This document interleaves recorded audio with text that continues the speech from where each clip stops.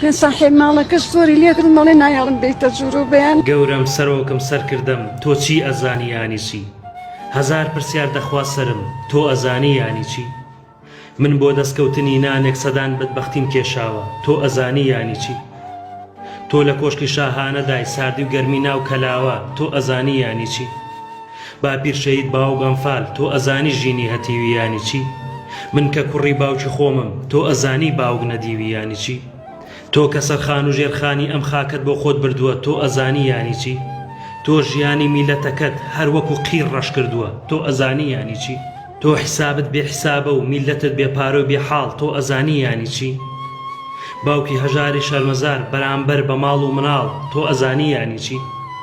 تۆ کە ماڵی دنیا و پارە دڵ و هەست و چاوی بەستووی تۆ ئەزانی یانی چی لە بەختی کوردی بێبەخت تۆ کە لە گوێی گادا نووسوی چی ئەزانی یانی چی